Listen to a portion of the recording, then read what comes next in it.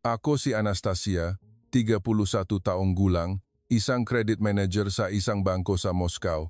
Ang buhay ko sa Russia ay masasabing matatag sariling bahay sa labas ng siyudad, isang kulay pilak na Volvo, at sweldo na kinainggitan ng aking mga kaibigan. Ngunit tuwing gabi, pag-uwi ko, katahimikan lang ang aking kaharap dahil halos lahat ng lalaking Ruso na nasa tamang edad ay may tatlong uri lang na mapagpipilian. Una, lulong sa alak. Pangalawa, lulong sa sugal. Pangatlo, lulong sa pareho. Sinubukan ko nang makipag-date sa lahat ng tatlong uri at ang resulta ay pusong wasak at atay na muntik ng masira. Isang araw, nakatanggap ako ng mensahe mula sa aking nag-iisang kapatid, si Maria, 28 taong gulang. Ate Anna, magpapakasal na ako sa isang Pilipino na nangangalang Miguel. Halos gusto kong gihagis ang aking telepono. Isang Pilipino. Isang bansa na kilala ko lang sa mga balita tungkol sa mga turistang naloloko, maliliit na lalaking kayumanggi, nakasuot ng makukulay na polo, nakasakay sa tricycle at ngiting-ngiti para manghingi ng pera mula sa mga babaeng turista. Agad akong sumagot, Maria, nababalif ka na, umuwi ka na agad. 2 araw pakaraan, sumakay ako sa eroplano patungong Manila. Business class ticket, isang maleta lang, at malinaw na layunin. Hilahin pabalik ang aking kapatid sa Rusya bago pa mahuli ang lahat. Sa loob ng 12 oras na biyahe, binuksan ko ang aking telepono at tiningnan ang mga larawan ni Maria. Mga larawan niya kasama ang isang lalaki, nakangiti ng malapad, pantay-pantay ang puting ngipin, tanet ang balat sa tingin pa lang, tiyak na isang manghuhutot. Kinunan ko ngeng screenshot at ipinadala sa aking mga kaibigan sa Moscow. Tingnan ninyo, ganitong klase ng lalaki ang gustong lokohin ang kapatid ko. Sumagot ang aking kaibigan ng isang emoji na tawa ng tawa. Lumapak ang eroplano sa Ninoy Aquino International Airport, Naya. Bandang 3:00 madaling araw. Inakala ko na sasalubungin ako ng kaguluhan, tiyak na magulo ang paliparan ng isang umuunlad na bansa. Ngunit ang nakita ko ay makintab na sahig na marmol, sumasalamin sa neon lights, at mga karatula na may mga direksyon at mayroon pa ngang mga nakasulat sa Ruso. Huminto ako sa sobrang pagkabigla, isang babaeng staff na nakasuot ng madilim na lilang, uniforme ang lumapit sa akin at nagsalita ng perpektong Ruso na may accent ng Moscow. Maligayang pagdating, kayo po ba si Ms. Anastasia? Pinapasundo po kayo ni Ms. Maria. Napanganga ako. Isang Pilipino na nagsasalita ng Ruso? At bakit sila ganun kamaalalahanin? Isang malinis na puting 7-seater na sasakyan ang nahatid sa akin palabas ng paliparan. Ang driver ay isang lalaking, nasa edad media na nakasuot ng malinis na puting polo shirt. Yumuko siya ng magalang sa akin bago buksan ang pinto ng kotse. Sumakay ako ng may pag-iingat. Sa daan tumingin ako sa labas ko bintana matataas na highway, maliwanag na mga ilaw. Naisip ko, tiyak na itinayo lang ito para lokohin ang maturista. Ang totoong siyudad ay tiyak na marumi, tulad ng nakita ko sa balita. Lumiko ang sasakyan sa isang maliit na eskinita na may malambot na dilaw orange na ilaw. Isang malaking 2 palapak na bahay, ngunit malinis. Naghihintay si Maria sa harap ngang bahay. Nakasuot ngang maluwag na damit na kumakalong sa kanyang lumalaking tiyan. Nagulat ako. Buntis siya. Ngumiti si Maria ng bahagya. 4 na buwan na. Ate. Lumabas ang lalaki, si Miguel, mula sa bahay. Mas matangkad siya kaysa sa inakala ko. Mga 5'11". Yumuko siya ng may pagpapakumbaba. Magandang gabi po, Ate Anna. Ikinagagala ko kayong makilala. Malinaw ang kanyang Filipino, ngunit sadyang magalang na nakainis sa akin. Hindi ako sumagot, tanging tumango lang ng malamig. Kinagabihan, halos hindi ako nakatulog. Nakahiga sa sofa sa sala, narinig ko ang mahinang pag-usap ni Miguel at Maria sa kusina. Ang mahinang tawa ng aking kapatid, iyon ay tunog na matagal ko, nang hindi naririnig mula kay Maria. Mula pa nang pumanaw ang aming mga magulang. Hinikpitan ko ang aking kamao. Bukas, kailangan kong makipag-usap ng malinaw. Kailangan kong hilahin pabalik ang aking kapatid sa bahay sa anumang paraan. Hindi ko pa alam na pakalipas ng 3 araw, ang lahat ng paniniwala na pinanghawakan ko sa loob ng 31 taon ay tuluyang magigiba. Kinabukasan, nagising ako dahil sa isang mahinang amoy-amoy pandan na may halong luya. Lumabas si Maria mula sa kusina na may dalang tray ng almusal lugaw na may isda, sibuyas, at pandesal na may itlog. Sumunod si Miguel na may dalang baso ng sariwang calamansi juice. Ate Ana, kain na po tayo. Tiningnan ko ang lugaw at kumunot ang nu. Bakit may dahon ang pagkain? Ngumiti si Maria ng bahagya. Sibuyas po iyan, ate. Ang bango. Tikman niyo po. Kumuha ako ng isang kutsara at isinubo. Napakasarap na hindi ko namalayan na kumuha na ako ng pangalawang kutsara. Kinuyom ko ang aking ngipin. Kahit gaano pa kasarap ang pagkain, hindi nito mababago ang katotohanan. Banta pa rin ang lalaking ito. Pagkatapos ng almusal, nagpaalam si Miguel na isasama ako sa ospital. Ngayon ang regular na check-up ni Maria, isama ko po kayo. Pumayag ako. Umaasa na magkaroon ng pagkakataong makipag-usap ng pribado sa aking kapatid. Sa daan, traffic na parang Moscow sa taglamig. Nagsimula akong magreklamo. Bakit ganun katindi ang traffic sa Pilipinas? Araw-araw ba ang traffic? Ngumiti si Miguel at hindi sumagot. Matagal kaming naipit sa traffic hanggang sa marinig ko ang busina ng ambulansya. Lahat ng sasakyan sa aming lane ay nagsimulang tumabi sa gilid ng kalsada, isa-isa. Walang bumubusina, walang nakmumura kahit isang bus ay umurong para makaraan ng mabilis ang ambulansya. Napanganga ako. Sa Moscow, sa ganitong klase ng traffic, abutin ng hindi bababa sa 10 minuto bago may magbigay daan. Dito, wala pang 30 segundo. Tumingin ako kay Miguel, itinaas niya ang kanyang kamay at yumuko bilang pasasalamat sa sasakyang nagbigay daan. Nagsimula akong makaramdam ng pagkabahala sa aking dibdib. Ang ospital na pinuntahan namin ay Philippine General Hospital. Inakala ko na makikita ko ang malumang gusali, mahabang pilang mataw. Ngunit ang nakita ko ay isang matayo na gusaling salamin, maluwag na waiting area at sahig na marmol na kasingkinis ng salamin. Isang nurse ang lumapit sa amin at nagsalita ng matatas na Ruso. Kayo po ba si Miss Maria? Naghihintay na po ang doktor. Nagulat ako. Ang pampublikong ospital sa Pilipinas ay may nurse na nagsasalita ng Ruso? Habang naghihintay ng check-up, naglakad ako sa paligid. Nakita ko ang karatula na presyong pangangana, 20,000 Philippine pesos, mga 80,000 rubles sa Moscow. Ang gasto sa normal na pangangana doon ay nagsisimula sa 300,000 rubles. Nagsimula akong makaramdam na para akong sinampal ng mahina sa mukha. Sa klinika, isang babaeng doktor na nasa edad media, nakangiti, at nakasalamin ang sumalubong sa amin. Maingat niyang sinuri si Maria. Nagtanong tungkol sa mga sintomas ng paglilihi. Pagkatapos ay binuksan ang ultrasound machine para makita ko ang imahe ng isang maliit na sanggol na gumagalaw sa tiyan ni Maria. Sinabi ngang doktor sa Ingles na may halong Filipino, isinalin ni Miguel ang bawat pangungusap. Ang sanggol ay napakalusok. Ang timbang ay tumataas ayon sa pamantayan. Mas mabuti na ang pagkain ng ina, di ba? Tumango si Maria. Nagniningning ang mamota. Tiningnan ko ang aking kapatid na dating labis na nalulumbay na kailangan pang uminom ng gamot sa loob ng maraming taon. Ngayon ay nakangiti ng malapat na halos maging singkit ang mga mata. Hinikpitan ko ang aking kamao sa bulsa ng aking damit, hindi pa rin ako sumusuko. Paglabas ng hospital, dinala ako ni Miguel sa isang karinderya sa tabi na kalsada para magtanggalian malit na kainan na may jero at isang lumang electric fan. Muli akong kumunot ang nu. Kain sa tabing ang kalsada? Hindi ba kayo natatakot makasakit? Ngumiti si Miguel. Kinakain ko po ito mula pakabata.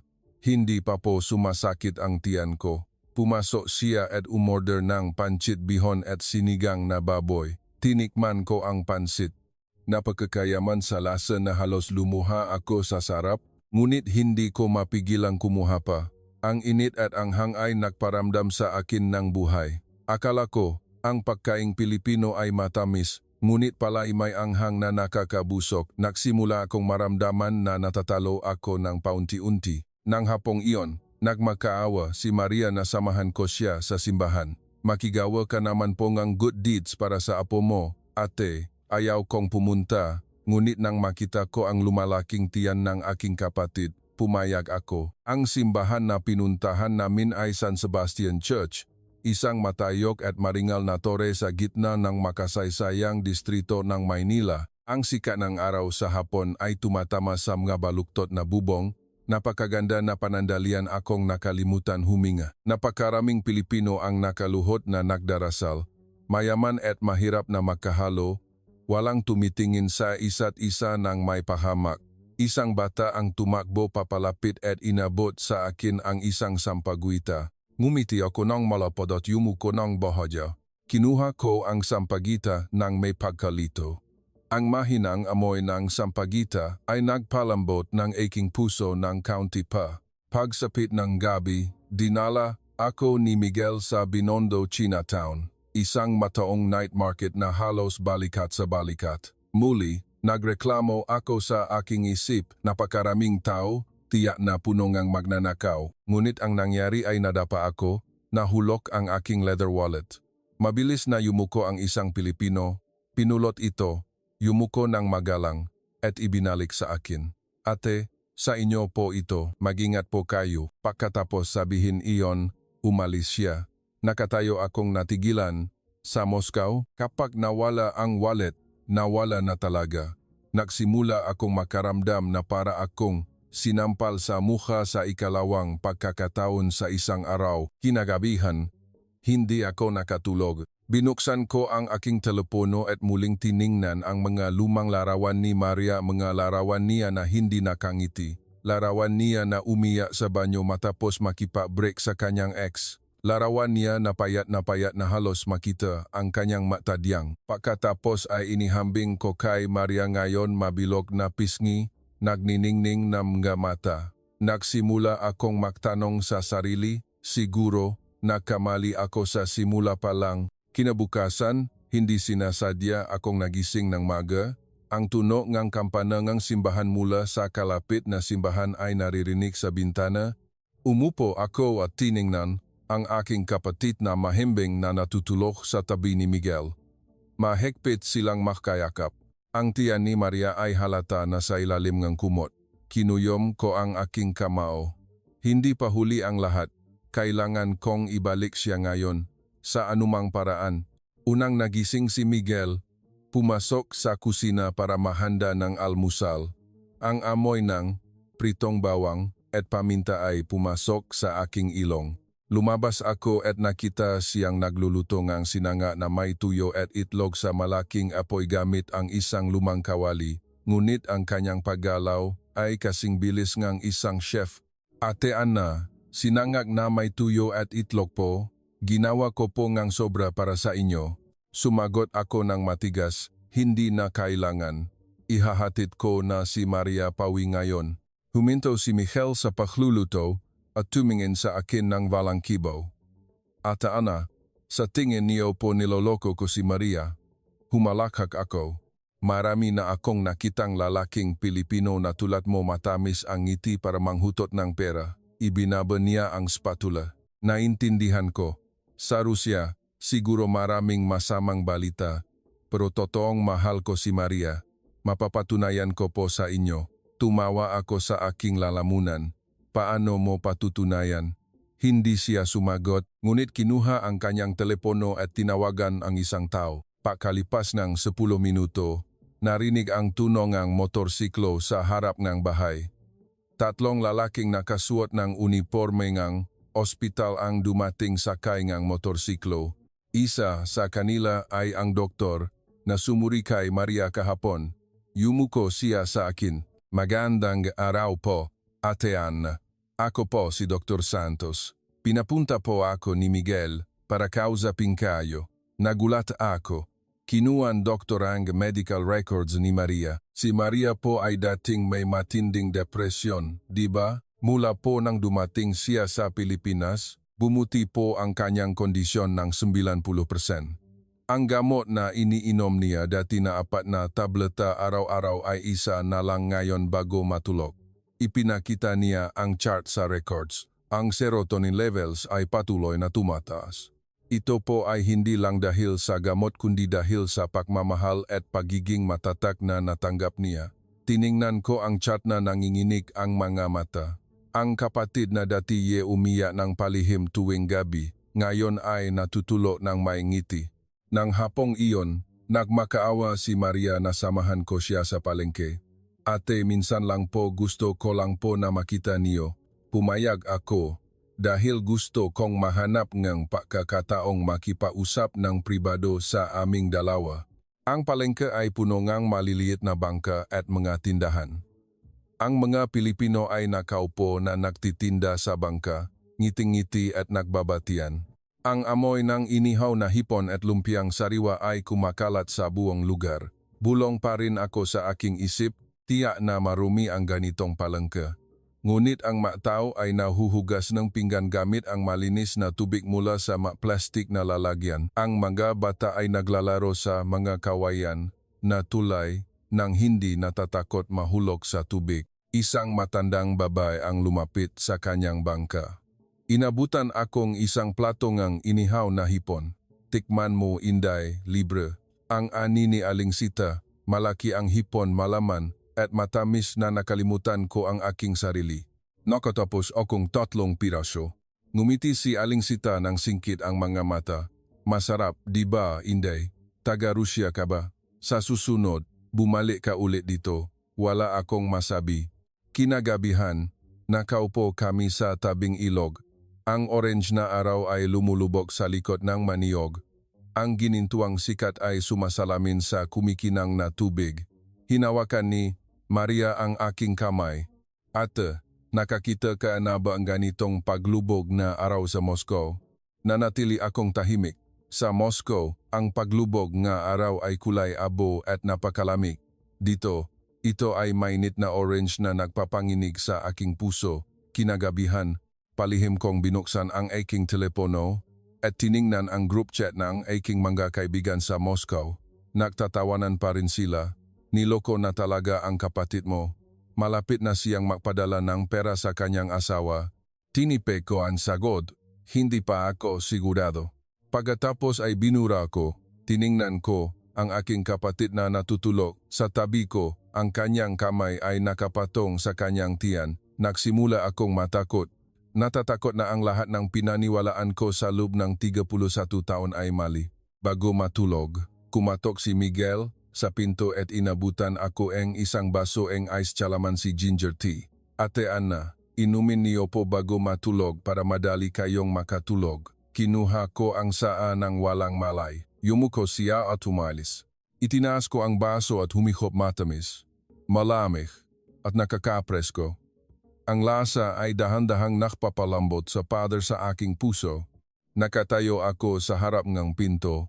Mahigpit na hawa ang baso ng iced calamansi ginger tea at sa unang pagkakataon, mahina kong sinabi sa sarili, siguro, nakamali ako sa simula pa lang. Kinabukasan, nagising ako dahil sa malakas na buhos ng ulan sa bubong na yero.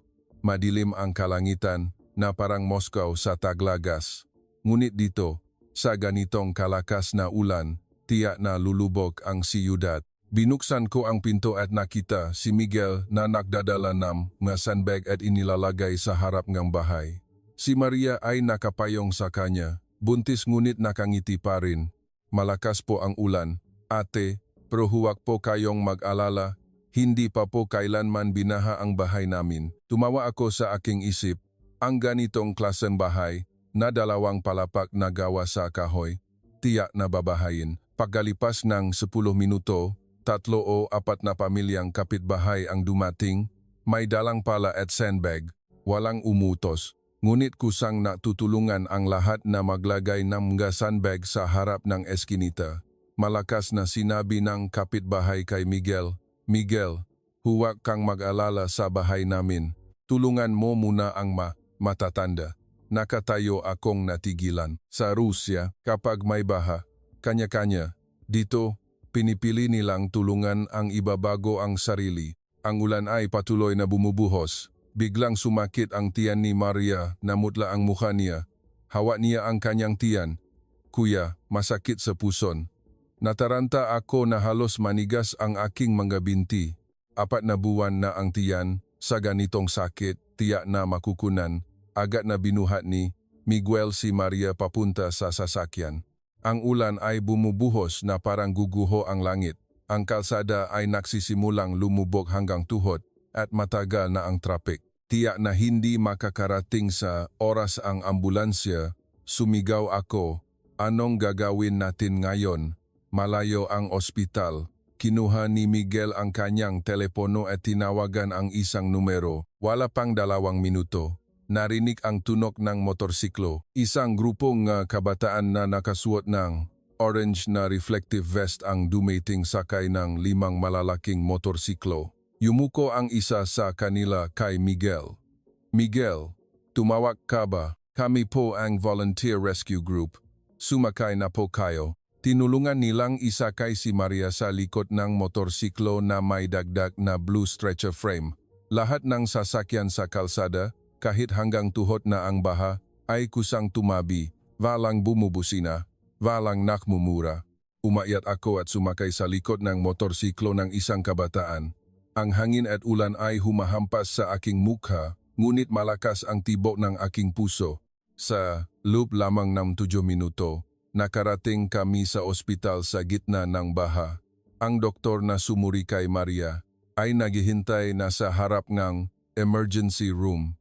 Pagkatapos na pagsusuri, ang konklusyon ay bahagyang pagdurugo lang si Maria dahil sa stress. Matapos ang iniksyon ng muscle relaxant, ligtas ang sanggol. Lumuhod ako sa sahig ng emergency room, umiyak ng hindi ko namamalayan. Kung sa Rusya, marahil nawalan na ako ng ina at anak ngayon. Paglabas ng ospital, hindi pa rin tumitigil ang ulan. Naghihintay pa rin sa labas ang Volunteer Rescue Group. Inabutan ako ng isa sa kanila ng kapote. Manong, suot niyo po ito. Baka lamigin kayo. Naktanong ako nang nanghininik ang boses. Paano ninyo nakilala si Miguel at nakatulong kayo ng napakabilis? Ngumiti ang leader ng grupo.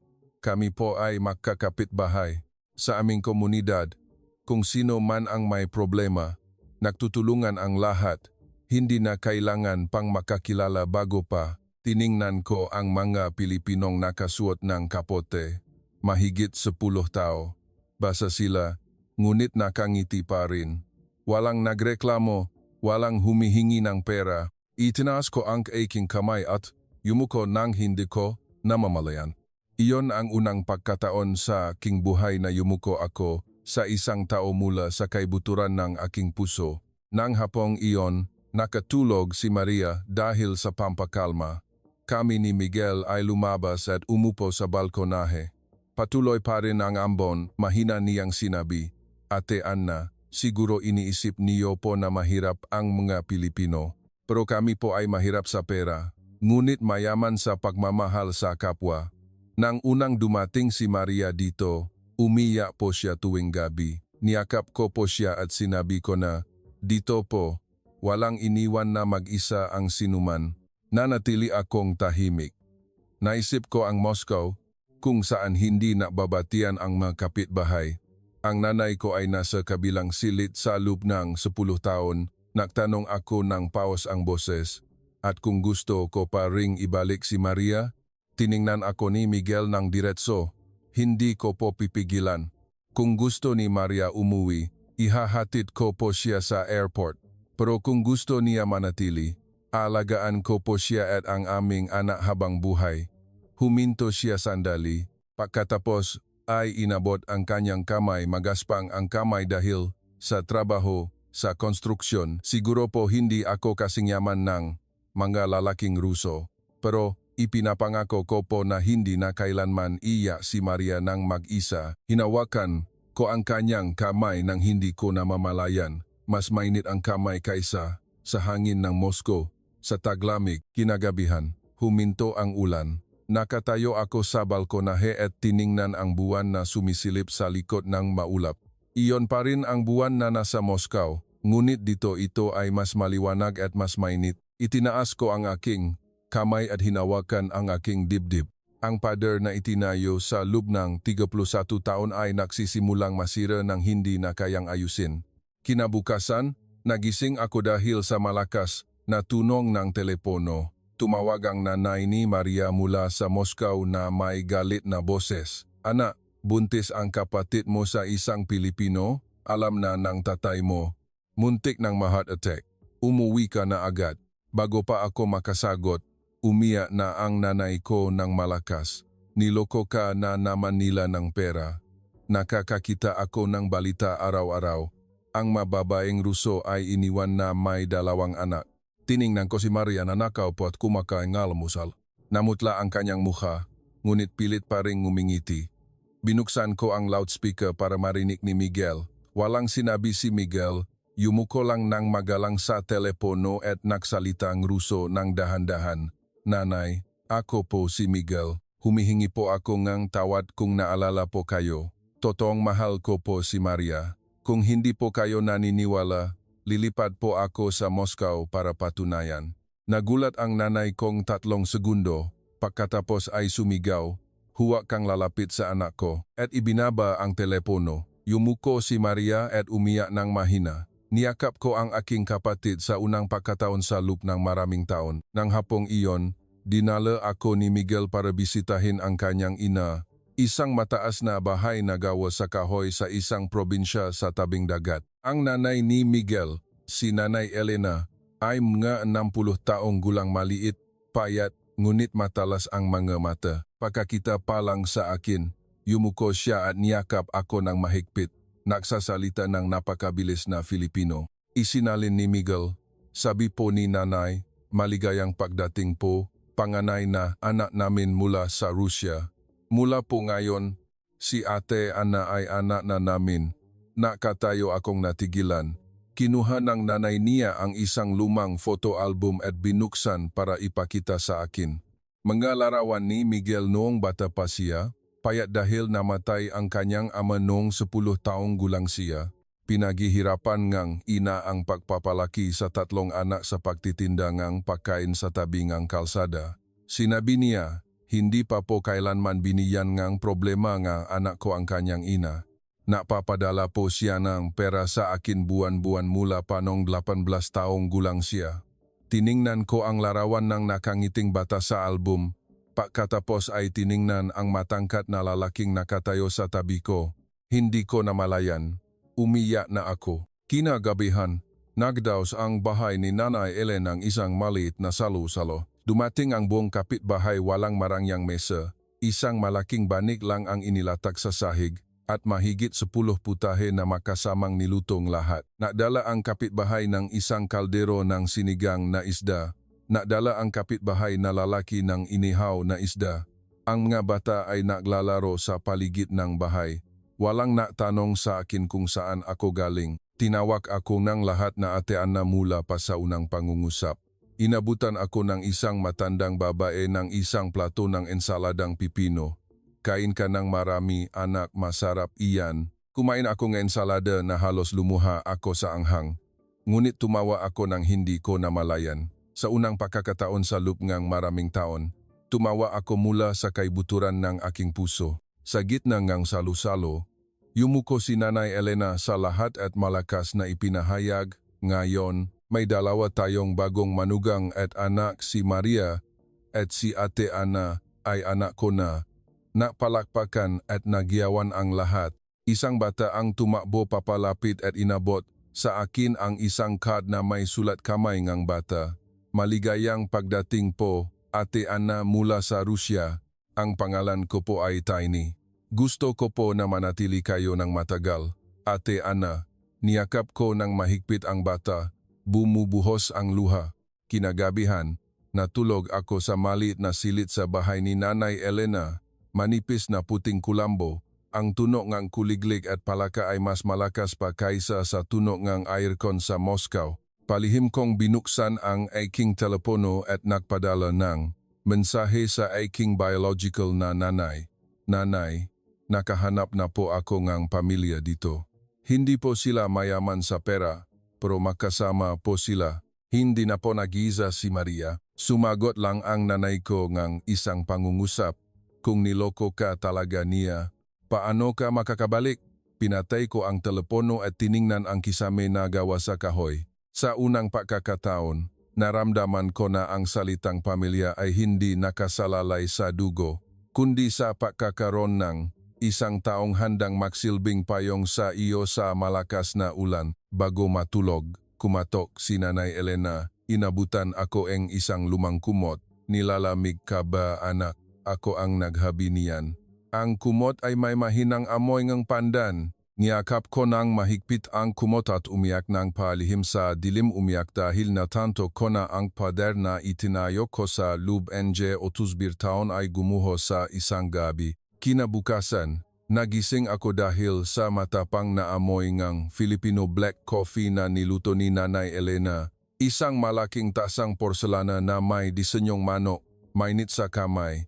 Inumin mo ang kape mo, anak. Mamaya, isasama kita sa palengke. Nagulat pa rin ako sa salitang anak na tinawag niya sa akin mula pa noong unang gabi. Ngunit hindi tumutol ang aking puso. Ang palengke na pinuntahan namin ay isang abalang pamilihan, maraming bangka. Ngunit maayos ang pagbebenta at pagbilingan gatao. Ang mga bangka na nagtitinda ng isda at hipon ay makakasama. Nanlaki ang aking mga mata. Tiyak na marumi at magulo, ngunit ngumiti ang nanay ko at umiling. Hindi anak, kung kailangan ng mabilis. Mabilis ang bentahan. Kung hindi, dahan-dahan lang. Alas 8:00, umaga, narinig ang busina ng tren. Sumigaw ang lahat. Darating na ang tren, darating na ang tren. At lahat ng tindahan sa tabi ng kalsada ay mabilis na naglipit ng kanilang paninda sa loob lang ng 10 segundo. Dahan-dahang dumaan ang tren, halos isang dangkal lang ang layo sa ulo ng tindera, bahagyang yumuko ang lahat, ngumingiti sa isa't isa. Nang makaraan ang tren, bumalik ang lahat sa kanilang posisyon sa loob lang ng 10 segundo. Walang nasaktan, walang nagmura. Nakatayo akong nakanganga. Ang buhay na inakala ko ay kailangan ng mahigpit na batas, ay maaring mamuhay ng makasama sa kakaibang pagiging flexible. Habang nasa palengke, binigyan ng pera ni Nanay Elena ang isang batang nagtitinda ng maliliit na isda. Yumuko ang bata ng magalang habang tinatanggap ang pera. Pagkatapos ay tumakbo para bumili ng candy para sa kanyang ina. Namatay ang mga magulang ng batang ito dahil sa sakit. Ako ang nagpalaki sa kanya mula 6 na taong gulang. Nagtutulungan ang lahat sa palengke. Tiningnan ko ang nakangiting bata at naalala ang aking sarili noong bata pa. Nagaway ang aking magulang araw-araw hanggang sa naghiwalay sila. Walang nagbibili ng candy para sa isa't isa. Nang tanghali, nakatanggap akong tawag sa telepono mula sa bangko sa Moscow. Tumawa ang aking boss na may galit na boses. Anastasia, biglaan ang pagkuha mo ng leave.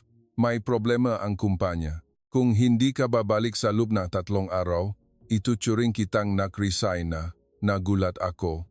Ang trabahong mahal ko, mataas na suweldo, ang bahay na binabayaran ko lahat ay mawawala. Lumingon ako at tiningnan si Maria na nakaupo at nagbuborda ng damit ng sanggol kasama si Nanay Elena. Ngumiti siya sa akin ng mainit.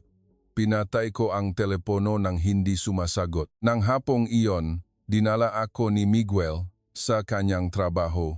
Siya ay isang construction engineer para sa proyekto ng Metro Subway.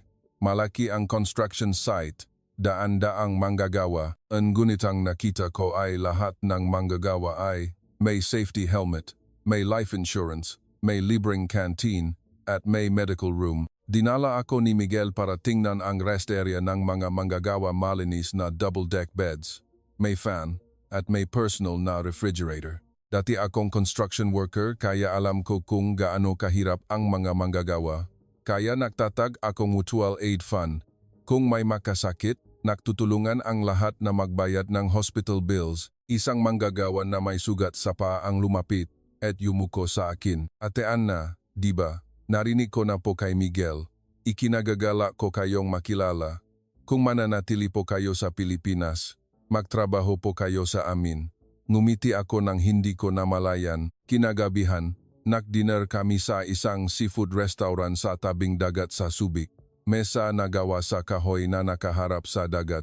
Lumulubog ang araw.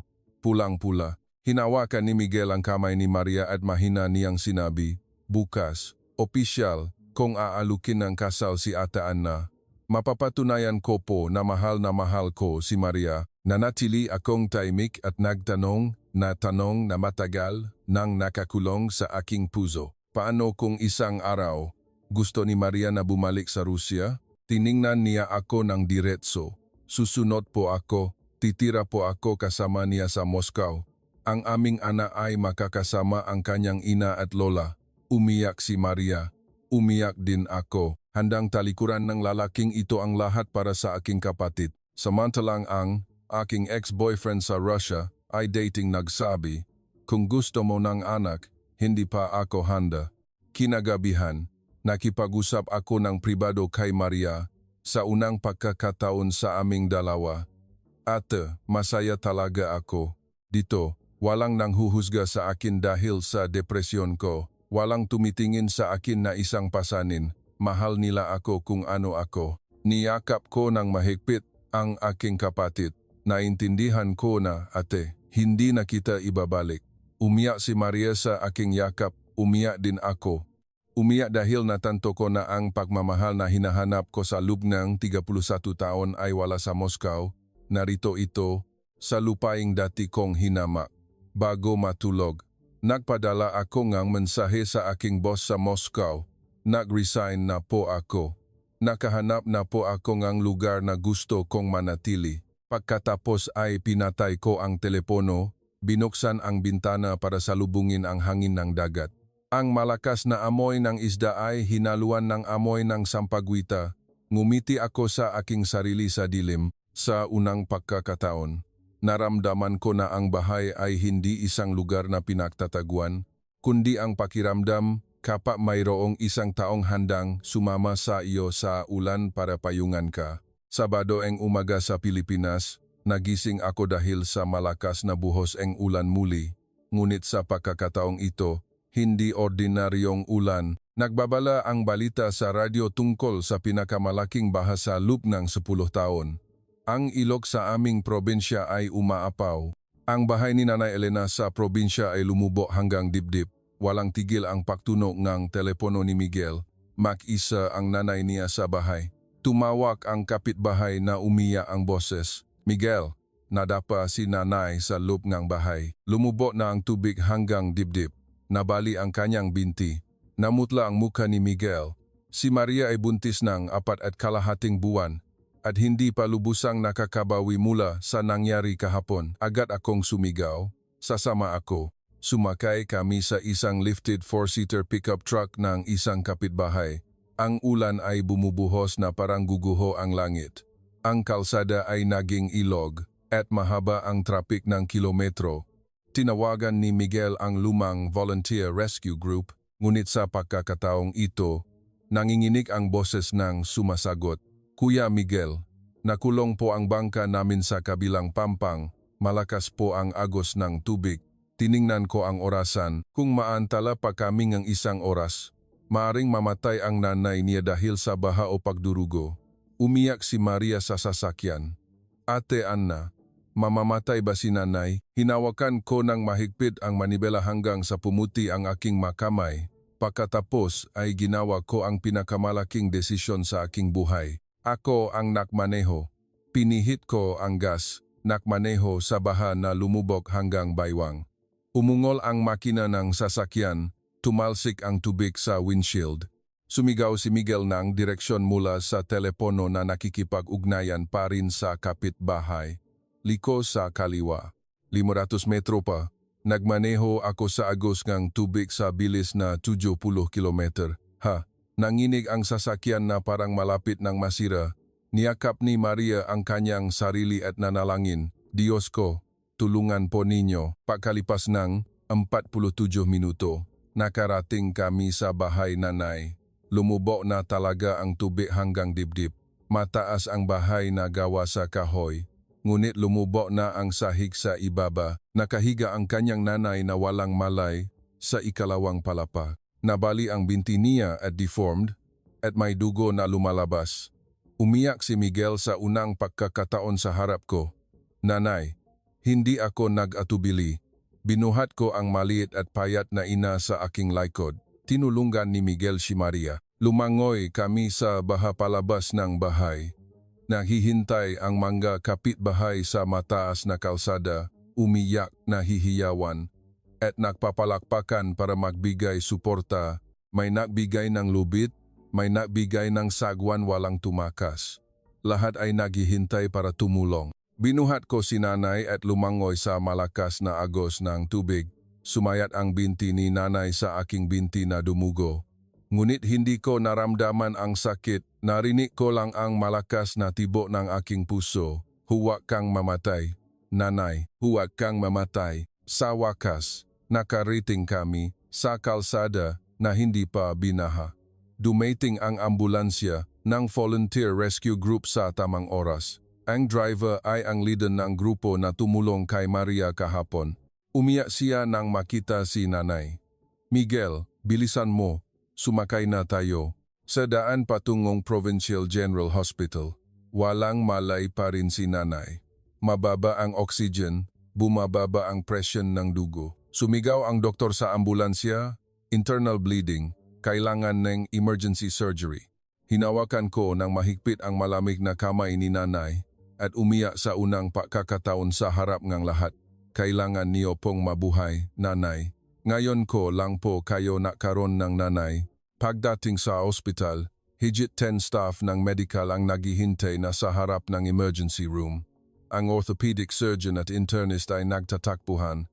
4 na oras nego operasyon, nakatayo, ako na nakakapit sa rehas nego operating room.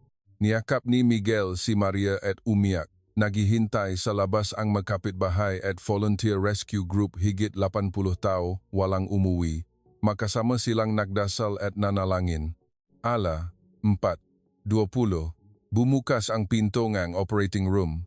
Lumabas ang doktor, tinanggal ang kanyang maskara, ngumiti ng malapat na halos maging singkit ang mga mata. Ligtas na po si nanay. Bali ang binti niya sa 2 lugar. Pero naayos, huminto na ang internal bleeding. Sa loob ng 2 oras, magigizing na siya. Umalingaw-ngaw ang tunoing kagalakan sa buong ospital. Lumuhod si Miguel sa sahig. Tinulungan ko siyang tumayo at niyakap ang lahat en nahihintay. Niyakap ang volunteer rescue group. Niyakap ang mga kapitbahay. Niyakap ang manas. Niyakap sila ng lubusan hanggang sa mabasa ang aking damit ng luhang lahat. Kinagabihan, nagising si nanay sa hospital bed. Ang kanyang maliit na kamay ay mahigpit na nakahawak sa aking kamay, nagsasalita ng pabulong, "Anak, salamat sa pagligtas mo sa akin." Umiyak ako na halos manginig ang buong katawan ko. Tinawag niya akong anak. Ngumiti si nanay ng singkit ang mamata. Mula pa nung unang araw na nakita kita, alam ko na ikaw ang aking anak na babae. Lumuhod ako sa sahig ng silid ng ospital, umiyak hanggang sa mawalan ako en lakas, umiyak dahil natanto ko. Sa pinakamasamang araw en aking buhay, dosa-dosa ng estranghero ang nagpakasakit para sa aking pamilya. Samantalang sa aking bayan, wala man lang isang kapitbahay ang kumatok para magtanong. Kinagabihan, hinalikan ko ang nuni nanay at lumabas ng silid ng ospital. Tiningnan ko ang ulan na patuloy na bumubuhos, ngunit sa pagkakataong ito, hindi na ito kalungkutan. Ito ay agos ng tubig na naglilinis at nagpapalambot sa pader sa aking puso. Itinaas ko ang aking kamay at yumuko sa madilim na kalangitan. Pagkatapos ay mahina kong sinabi, "Salamat sa pagdala mo sa akin dito. Salamat sa pagpapaalam sa akin na ang tunay na pamilya ay hindi ipinanganak mula sa dugo, kundi ipinanganak mula sa mga taong handang mamatay para sa isa at isa. Kinabukasan, tumigil ang ulan. Ang kalangitan ay asul na parang hindi nakaroon ng baha kagabi. Nakatayo ako sa harap ngang silid ng ospital. Nakaupo si Nanay Elena sa kama, kumakain ng lugaw na sinubuan ng nurse. Ngumiti siya sa akin tuwing titingin ako sa kanyang mamata. Itinaas ko ang aking kamay at yumuko tuwing papasok ako sa silid na halos tumawa ang nurse. Ang galing niyo pong yumuko, Ate Anna. Parang Pilipino na po talaga kayo. Nang hapong iyon, tinawa kami ni Miguel at ako sa pribadong silid ng doktor. Napakalusok po ni Nanay. Sa loob ngang 3 araw, makakauwi na po siya. Ngunit higit sa lahat, kinuha niya ang resulta and blood test ni Maria. Ang sanggol po sa kanyang tiyan ay isang napakalusok na batang lalaki. At Miss Anna, gusto niyo po bang malaman kung sino ang may blood type na ganap na tukma sa nanay ng sanggol? Para po sa mga emergency sa hinaharap, kumunot ang noo ko. Ngumiti ang doktor, kayo po, Miss Anna. Ang blood type niyo po ay O+ na kapareho po ng nanay ng sanggol. Nakatayo akong natigilan. Niyakap ni Miguel ang aking balikat. Kita mo, ate, hindi po kayo ipinadala ng Diyos dito ng nakataon lang. Lumabas ako nga ospital ng mag-isa. Sumakay ng taxi at pumunta sa San Sebastian Church ng mag-isa. Ang simbahan na unang kong pinuntahan kasama si Maria. Umakyat ako at umupo sa tuktok ng matayo na tore. Tiningnan ang ilog na kagabi umapaw, ngayon ay payapa na parang salamin. Kinuha ko ang aking telepono at tinawagan ang aking biological na nanay sa Moscow sa huling pagkakataon. Nanay, hindi na po ako babalik. Umiyak agad ang nanay ko ng malakas. Niloko ka na naman niya. Nababalif ka na. Huminga ako ng malalim. Nanay, kailan niyo po ba tinanong kung masaya talaga ako sa Moscow? Naktatrabaho po ako ng husto para sa mataas na suweldo, ngunit pag-uwi ko, walang laman ang silid. Hindi nakbabatsyan ang makakapitbahay. Iniwan ako ng ex-boyfriend ko dahil ayaw niyang anak. Dito, handang mamatay ang mga estranghero para sa isa't isa. Tinatawag ako ng aking biyenan na anak mula pa nung unang araw. May pamilya, na po ako. Nanay, may bahay, na po ako. Matagal na nanatiling tahimik ang nanay ko. Pagkatapos ay nagsalita ng nanginginig ang boses. Kung masaya ka talaga, hindi na kita pipigilan. Umiyak ako sa telepono. Mahal po kita, nanay. Isang araw, dadalhin ko po kayo dito para makita niyo kung paano sila nagmamahalan dito. Binaba ko ang telepono. Pagkatapos ay yumuko sa San Sebastian Church ng 3 beses. Bumababa ang luha ng umaagos. Sinabi ko sa aking sarili ng malakas, akala ko dati, mahirap ang Pilipinas, ngunit pala, ako ang mahirap. Mahirap sa pagmamahal sa kapwa, mahirap sa pagmamahal, mahirap sa kahulugan ng salitang pamilya. Kinuha ko ang sampagwita na ibinigay sa akin ng bata nung unang araw. Ang sampagita ay tuyo na sa bulsa, aking damit. Hinalikan ko ito at inihulog sa ilog. Lumutang ang bulaklak sa agos ng tubig, tulad ng lumang paniniwala na lumulutang palayo sa aking puso. Tumayo ako ng tuwid sa matayog na tore. Itinaas ang aking kamay at yumuko sa pinakamataas na kalangitan na kailanman kong niyukuan. Pagkatapos ay sinabi ang mga salitang nagpabago ngang aking buhay magpakailanman. Hindi itinuro sa akin ngang Pilipinas kung gaano kaganda ang Pilipinas, kundi itinuro sa akin kung gaano tayo kaganda sa isa't isa. Kung pipiliin nating magbukas ngang puso, ngumiti ako sa ilog, ngumiti sa lumulubo na araw, ngumiti sa aking sarili na matagal ng bulag. At sa sandaling iyon, alam ko na hindi ako dumating sa Pilipinas para ibalik ang aking kapatid, kundi ipinadala ako ng Diyos dito para ibalik ang aking sarili sa bahay. 3 buwan pagkaraan, nakatayo ako sa delivery room ng Philippine General Hospital. Nanganak si Maria. Mahigpit na hawa ni Miguel ang kanyang kamay hanggang sa pumuti ang kanyang mga daliri. Nakaupo si Nanay Elena sa wheelchair sa tabi ng kama, ngiting-ngiti, nakabalot pa rin ang kanyang binti sa kas.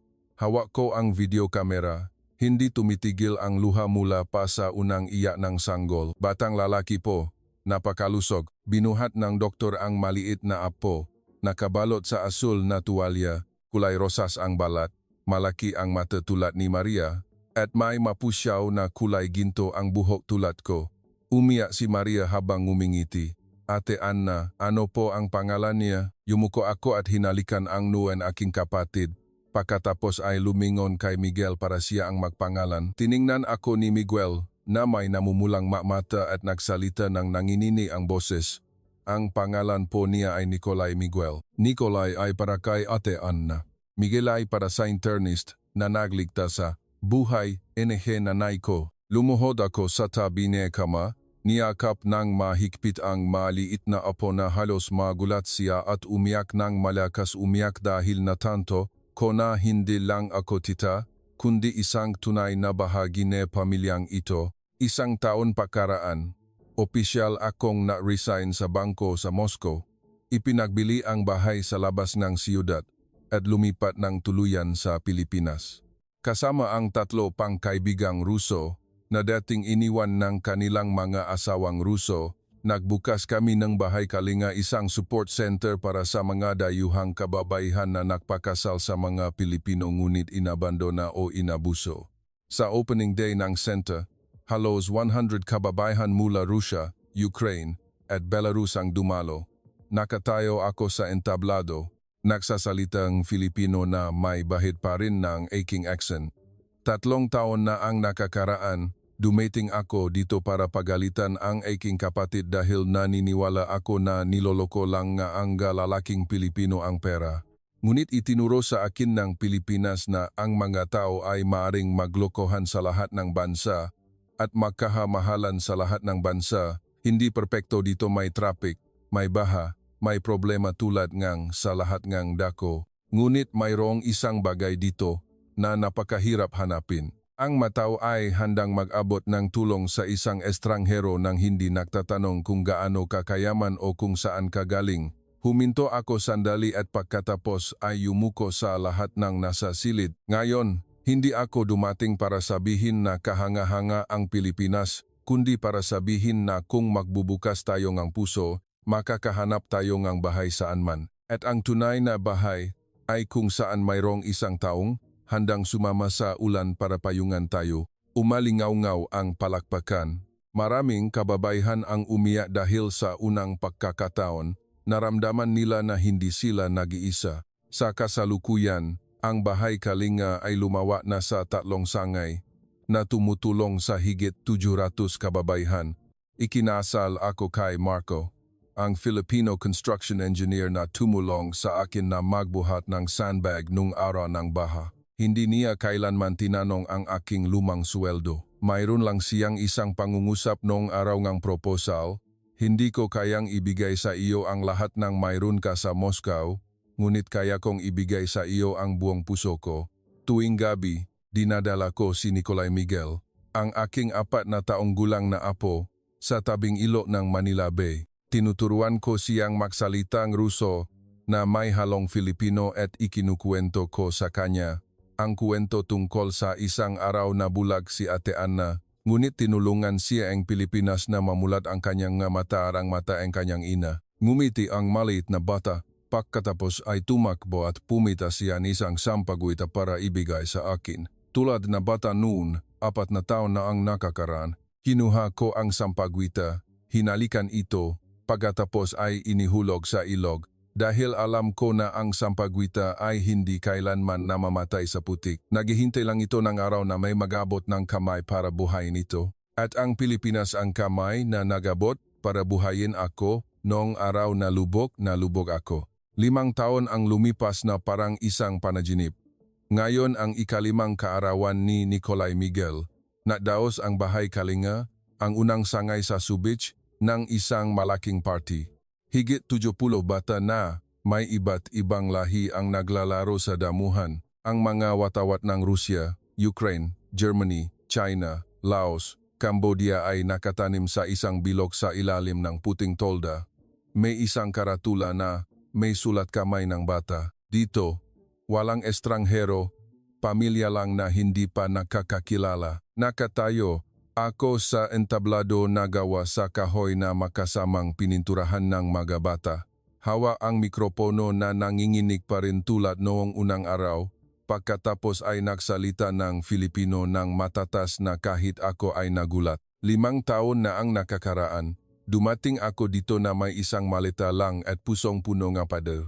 Akala ko, dumating ako para iligtas ang aking kapatid, ngunit pala, ang Pilipinas ang nagligtas sa akin, iniligtas ang aking mamatang bulag sa loob ng 31 taon. Itinuro sa akin na ang kadakilaan ng isang bansa ay hindi sinusukat sa matataas na gusali o para sa bangko, kundi sa pagkakaroon ng isang taong handang sumama sa ulan para payungan tayo sa malakas na ulan. Ngayon, hindi ako nakatayo dito para sabihin na ang Pilipinas ang pinakamahusay sa mundo, kundi para sabihin na magiging mas maganda ang mundo kung pipiliin nating maging isang Pilipino sa ating puso, pumili na magpalam, pumili ng gumit sa mga estranghero, pumili na maniwala na kahit iba't iba ang ating wika, pareho tayong umiyak at pareho tayong ngumingiti. Huminga ako ng malalim, pagkatapos ay yumuko sa lahat ng nasa party. Salamat sa pagbibigay sa akin ng bagong buhay, salamat sa pagbibigay sa akin ng pagkataong maging tao muli. At salamat sa aking kapatid na nagbigay sa akin ng lakas ng loob na lumipat sa kalahati ng mundo para pagalitan ang isang Pilipino. Ngunit sa huli ay mas mahal ko ang mga Pilipino kaysa sa aking sarili. Umalingaw-ngaw ang palakpakan.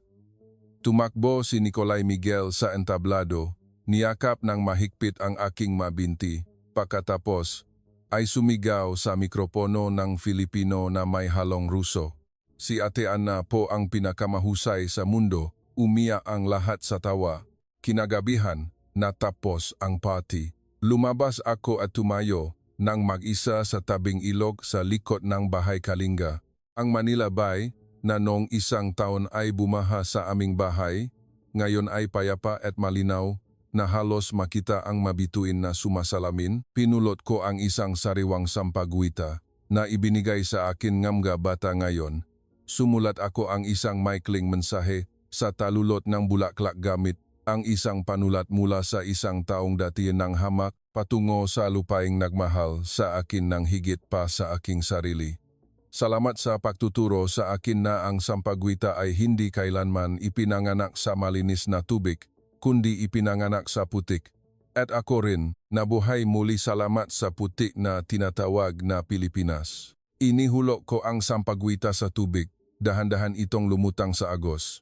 Tulad ng aking buhay na dati lumubok, ngunit ngayon ay lumulutang na pasulong ng payapa. Itinaas ko ang aking kamay at yumuko sa ilog sa huling pagkakataon, pagkatapos ay bumalik para hanapin ang pamilya na naghihintay sa pampang. Niyakap ni Maria ang kanyang ikalawang anak na kakapanganak pa lang. Niyakap ni Miguel ang balikat ng kanyang ina na nakakalakad na ng normal. Kinawayan ako ng mga bata, Ate Ana, uwi na po tayo. Ngumiti ako ng malapat na halos sumakit ang aking pisngi, pagkatapos ay lumakad patungo sa kanila. Dahil alam ko na ang aking tunay na paglalakbay ay hindi nagsimula sa paliparan ng Moscow, kundi nagtapos sa lugar na ito. Sa lugar kung saan natutunan ko na ang bahay ay hindi kung saan tayo ipinanganak, kundi kung saan pinili nating magmahal at handang mamatay para dito, at pinili ko na iyon magpakailanman